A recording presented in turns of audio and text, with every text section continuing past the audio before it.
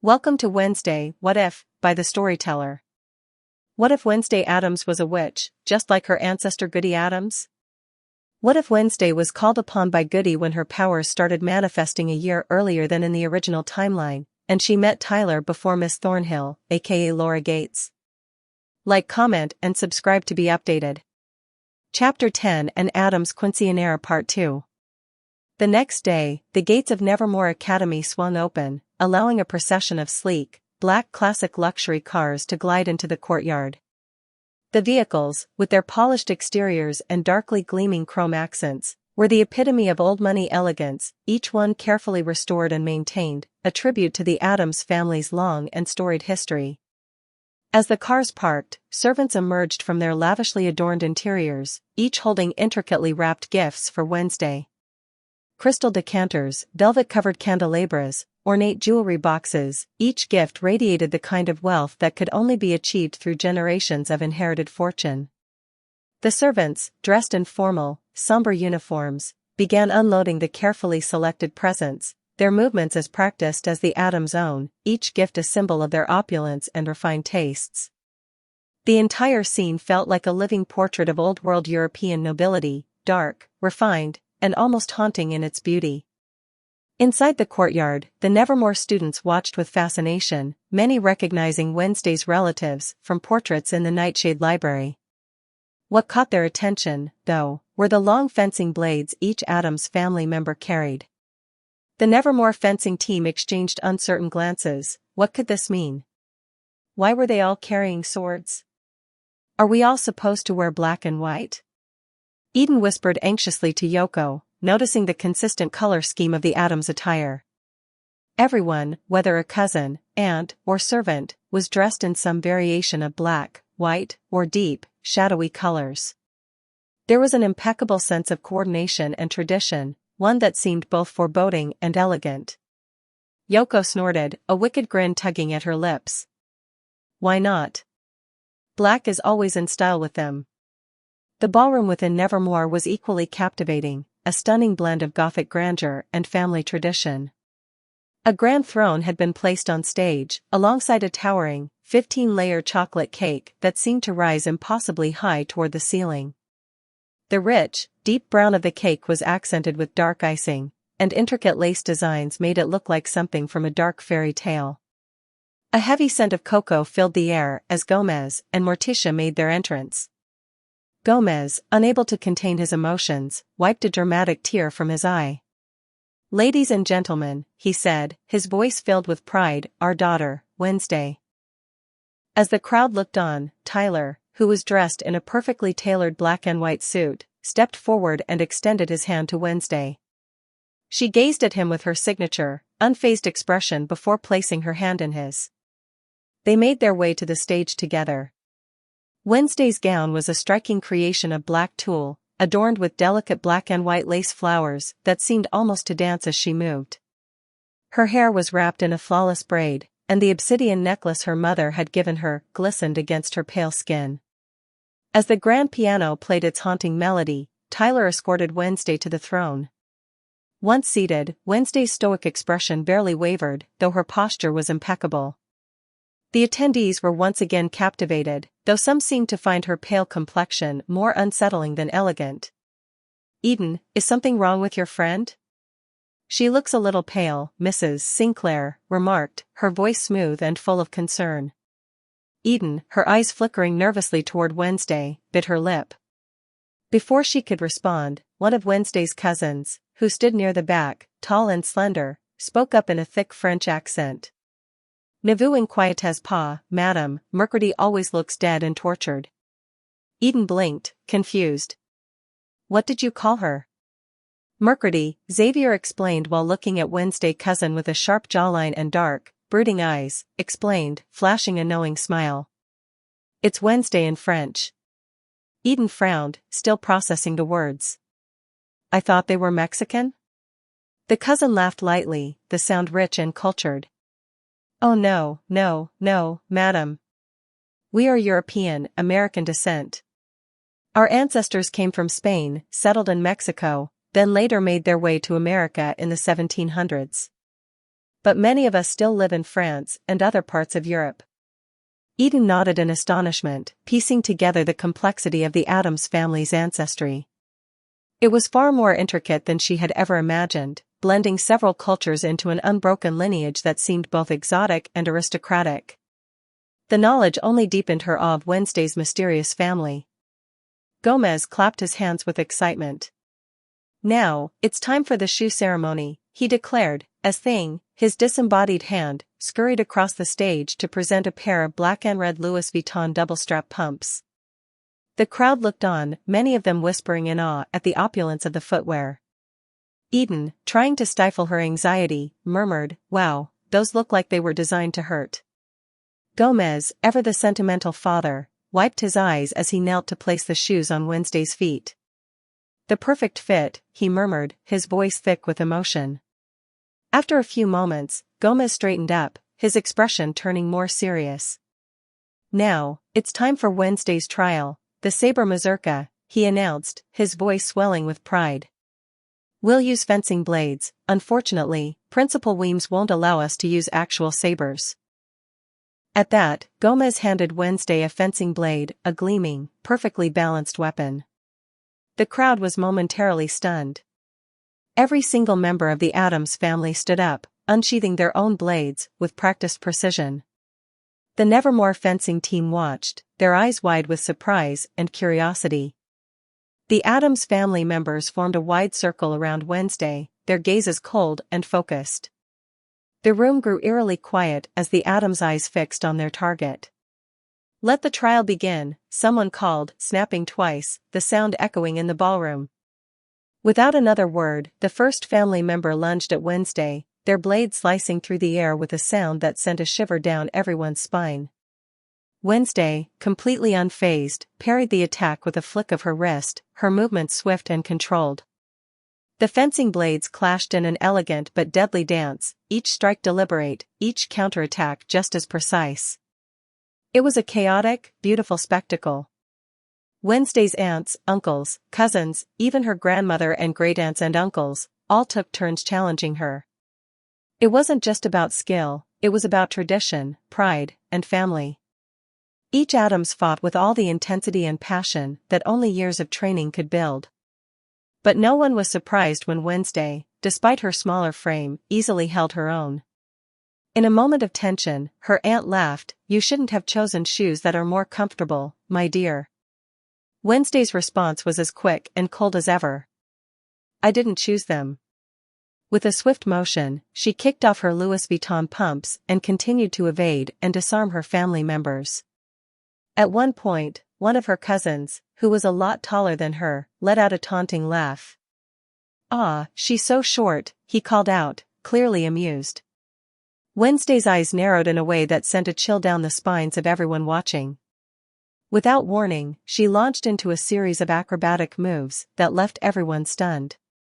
Her splits, flips, and spins were performed with fluid grace, each movement more impossible than the last.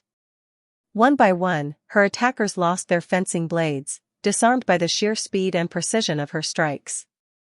Bianca, who had been watching in awe, now understood fully what Wednesday had meant when she said that everyone in her family fenced. This was not merely a pastime, it was a requirement, an essential part of being an Addams. When the final move was made and the last opponent was disarmed, the entire Addams family rose to their feet, their applause thunderous. Even the Nevermore fencing team stood in silent admiration, the weight of the moment settling in. "Now that's an Addams," Gomez said, his voice filled with pride. And as the applause echoed throughout the ballroom, it was clear to everyone that Wednesday had, indeed, proven herself worthy of her legacy. The night at Nevermore Academy was so steeped in tradition and timeless elegance that the Nevermore students, along with their parents, teachers, and Principal Weems, felt as though they had stepped into an entirely different era. The ballroom, bathed in the golden glow of crystal chandeliers, was a shimmering vision of opulence, and the guests, dressed in their finest attire, moved with a stiff grace that resembled something out of 18th and 19th century European nobility. Even those accustomed to the eccentricities of Nevermore could not shake the sense of being caught in a whirlwind of dark sophistication that seemed detached from the modern world. The Addams clan, as always, stood at the heart of the spectacle.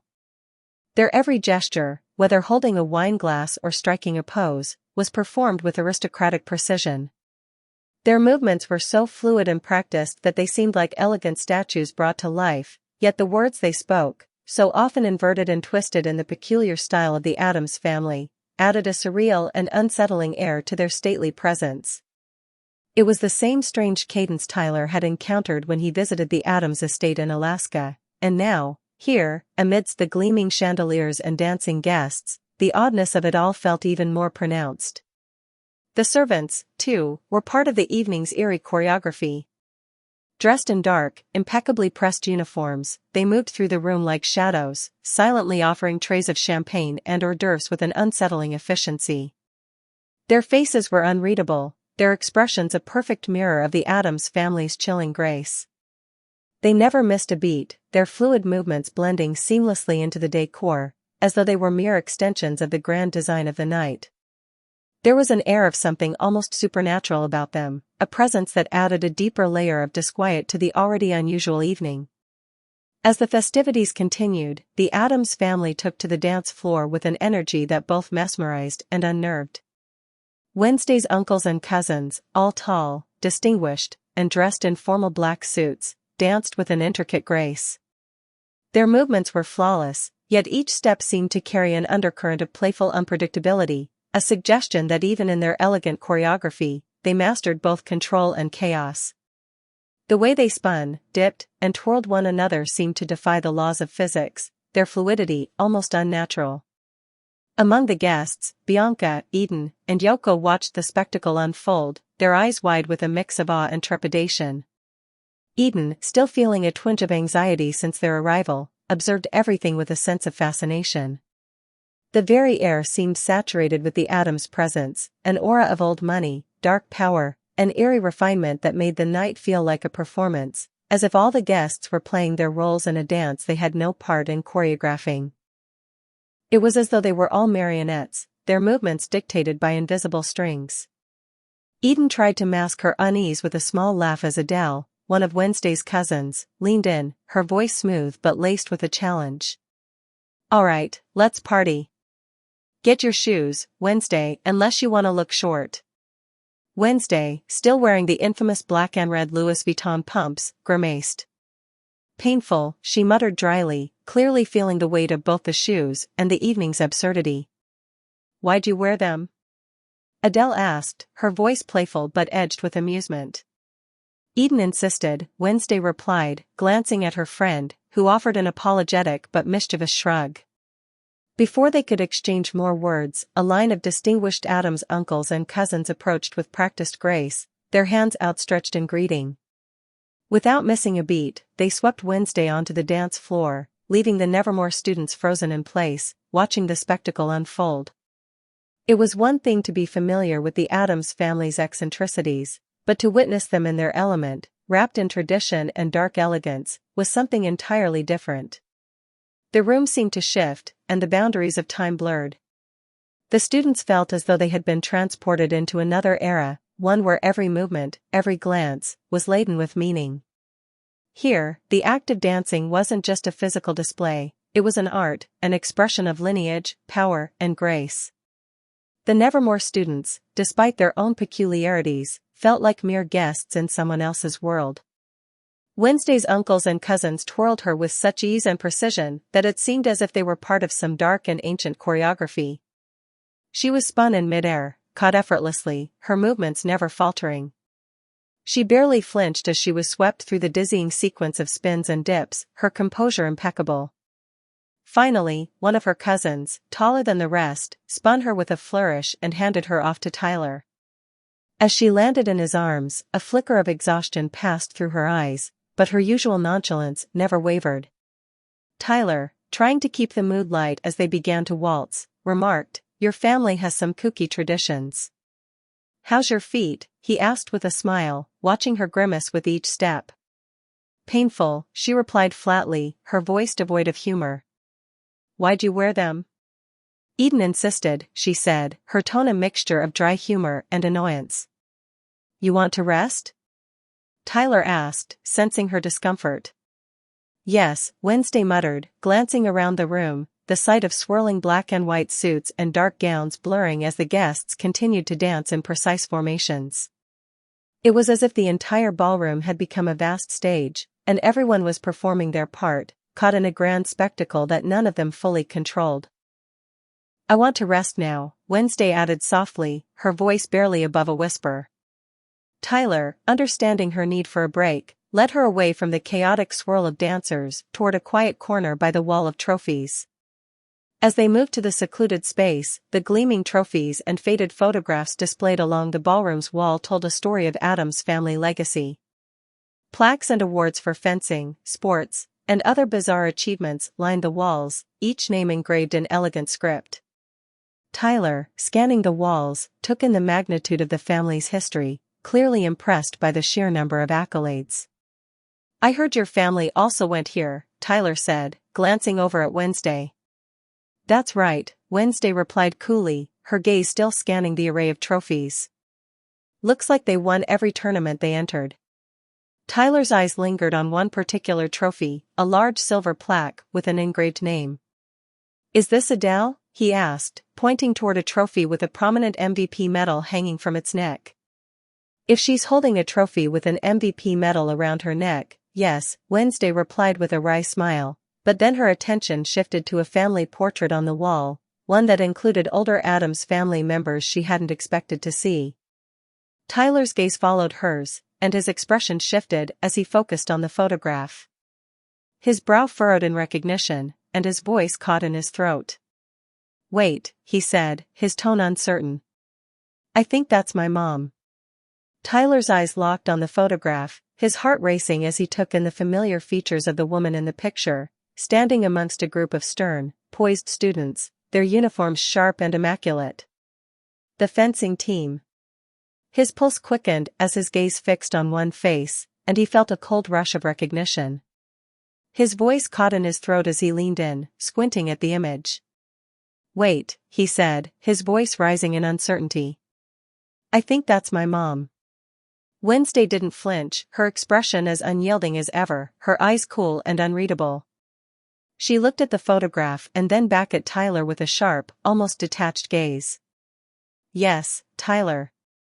Your mom was an outcast, she said simply, her words cutting through the tension like a blade. Tyler's mind spun. His brow furrowed, his mouth slightly ajar. Since when did you know? He asked, his voice tinged with disbelief. Adele told me, Wednesday replied without hesitation, her tone neutral. When I mentioned your name was Galpin, she remembered. She told me that when she used to go to school here, the sheriff's wife used to work at the weather vane as a barista. She graduated from here. Your mother was at Nevermore. She was an outcast. There was no sympathy in her voice, just the blunt, factual tone Wednesday was known for. Tyler's heart raced even faster, the realization sinking in like an anchor pulling him deeper.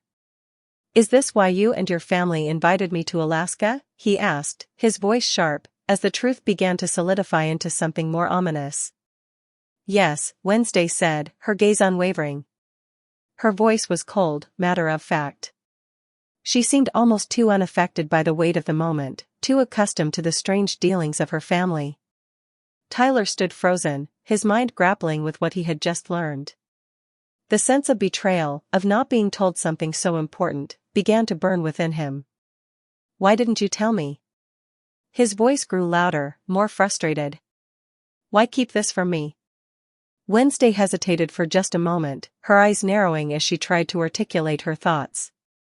Adele said this isn't the kind of thing I can just tell you without considering, she answered quietly, as though mulling over the right way to phrase it. You yourself didn't know, and your father didn't tell you. I didn't, and I don't know how to tell you. That doesn't mean I wasn't going to. You know I'm not good with communication, she added, her tone softening a fraction, but still maintaining its usual indifference. Tyler took a step back, his mind swirling. What was my mom? And for that matter, what am I?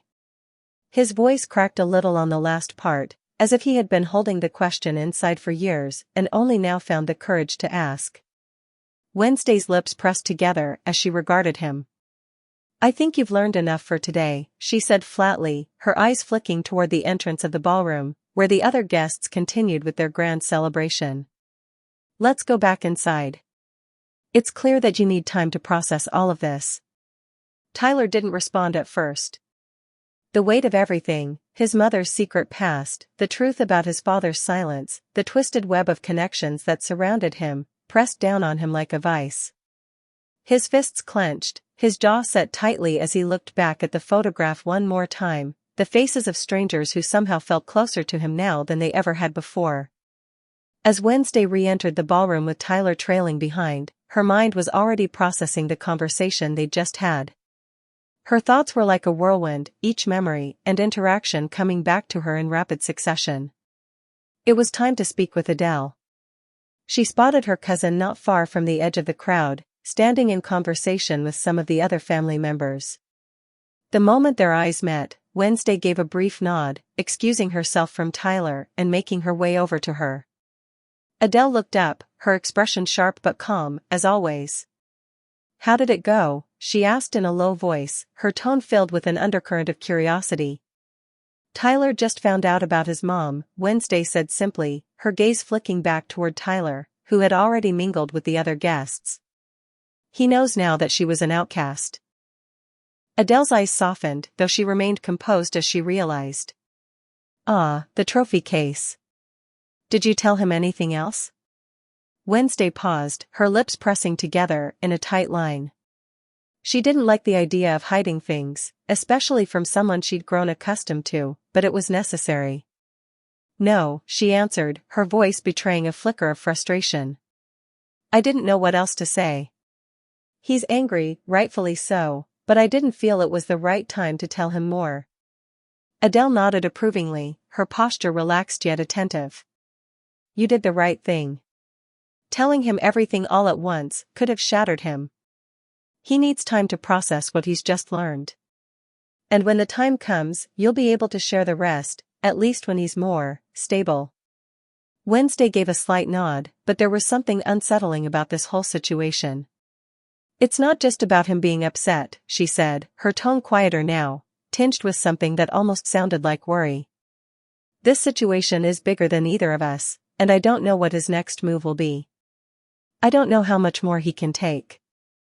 Adele's eyes softened further, though there was a hardness in her gaze that made it clear she wasn't fooled by Wednesday's stoic mask.